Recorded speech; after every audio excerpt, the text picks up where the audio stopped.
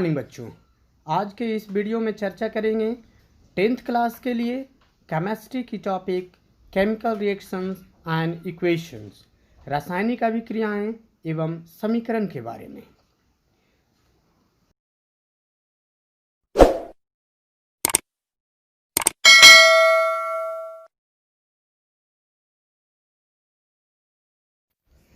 तो शुरू करते हैं।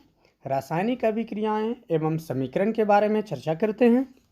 रासायनिक अभिक्रियाएं वे प्रक्रियाएं हैं जिनमें नए गुणधर्मों के साथ नए पदार्थ बनते हैं, या दूसरे शब्दों में कहा जाए कि दो या दो से अधिक पदार्थ मिलकर एक या एक से अधिक नए गुणधर्म वाले पदार्थ का निर्माण करता है। उदाहरण, हाइड्रोजन और ऑक्सीजन के संयोग से जल का निर्माण होता है। इसी प्रकार से मैग्नीशियम रिबन को वायु में जलाने पर मैग्नीशियम ऑक्साइड का निर्माण करता है। और भी दैनिक जीवन में इसके अनेकों उदाहरण हैं, जैसे दूध से दही का बनना, भोजन का पकना या भोजन का पचना भी रासायनिक अभिक्रियाओं का एक अच्छा उदाहरण है। अब चर्चा करते हैं रासायनिक अभिक्रियाओं के प्रमुख अभिलक्षणों के बारे में।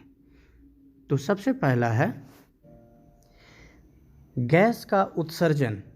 जैसे जिंक तथा तनु सल्फ्यूरिक अम्ल के बीच रासायनिक अभिक्रिया में हाइड्रोजन गैस निकलती है।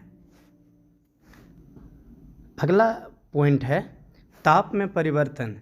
जैसे चूने तथा पानी के बीच अभिक्रिया से बुझा हुआ चूना बनता है तथा काफ़ी मात्रा में ऊष्मा ऊर्जा निर्मुक्त होती है।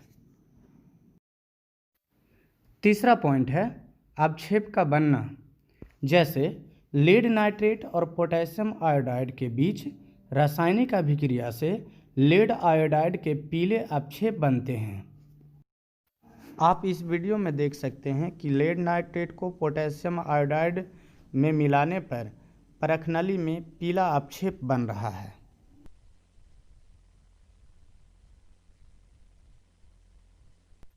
येलो प्रिसिपिटेट बनकर परखनली के तली में बैठ रहे हैं।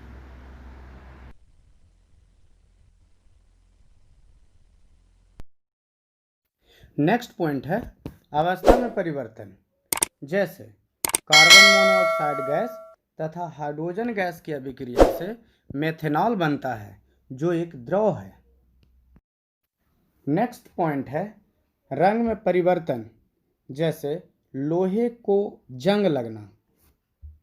यहाँ चित्र में देखा जा सकता है कि लोहे की चैन की वास्तविक जो रंग है वो सिल्वर कलर है, परंतु जंग लगने के पश्चात इसके ऊपर भूरे रंग की एक परत चढ़ गई है।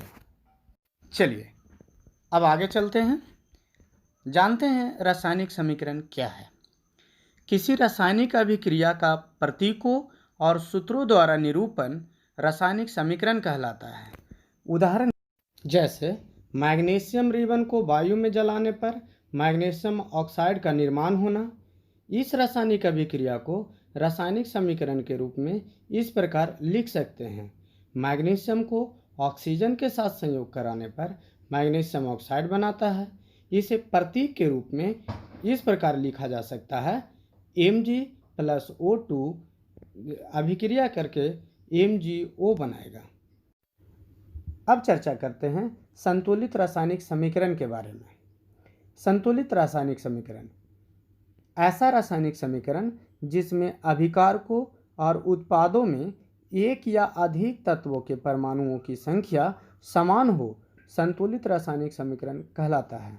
जैसे 2Mg+O2 अभिक्रिया के फलस्वरूप 2MgO बनाएगा। अब चर्चा करते हैं असंतुलित रासायनिक समीकरण के बारे में। देखते हैं कि असंतुलित रासायनिक समीकरण किसे कहते हैं। ऐसा रासायनिक समीकरण जिसमें अभिकारकों और उत्पादों में एक या अधिक तत्वों के परमाणुओं की संख्या असमान हो, अर्थात समान नहीं हो, असंतुलित रासायनिक समीकरण कहलाता है। जैसे उदाहरण में देखें, Mg+O2 अभिक्रिया के फलस्वरूप MgO बनाया है। दोनों तरह के तत्वों की परमाणु संख्या समान नहीं है। अब चर्चा करते हैं रासायनिक समीकरणों का संतुलन के बारे में। असंतुलित रासायनिक समीकरण में किसी अभिकार को और उत्पादों में प्रत्येक तत्व के परमाणुओं की संख्या बराबर करने की प्रक्रिया को रासायनिक समीकरणों का संतुलन कहते हैं। इस समीकरण को देखिए, Zn प्लस H2SO4 के साथ अभिक्रिया कराने पर ZnSO4 प्लस H2 बनाता है। इस समीकरण में तीर निशान के दोनों तरफ विभिन्न तत्वों के परमाणुओं की संख्या नीचे दिए गए टेबल में इस प्रकार दिखा सकते हैं। बाएं तरफ को LHS और दाहिने तरफ को RHS कहते हैं। बाएं तरफ Zn भी 1 है और दाहिने तरफ Zn की परमाणु संख्या 1 है। बाएं तरफ हाइड्रोजन की संख्या 2 है और दाहिनी तरफ हाइड्रोजन की संख्या भी 2 है। बाएं तरफ सल्फर की परमाणु संख्या 1 है तथा दाहिने तरफ सल्फर की परमाणु संख्या भी 1 है। इसी प्रकार बाएं तरफ ऑक्सीजन की परमाणु संख्या 4 है तथा दाहिने तरफ भी ऑक्सीजन की परमाणु संख्या 4 है। अतः हम कह सकते हैं कि यह एक संतुलित रासायनिक समीकरण का उदाहरण है।